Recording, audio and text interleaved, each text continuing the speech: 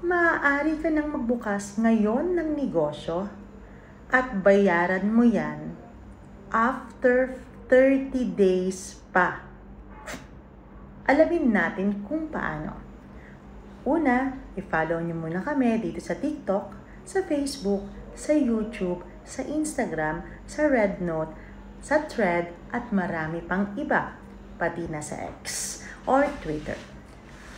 Ngayon, maaari kang magkaroon ng negosyo at visa.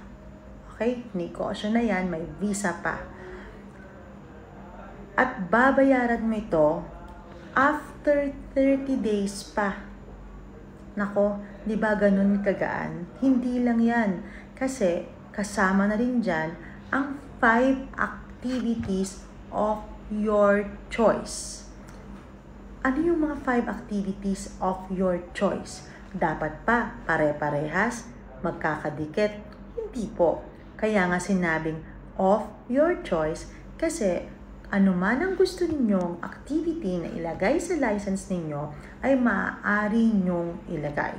In addition to this ay walang NOC required para lang makapagbukas ng negosyo.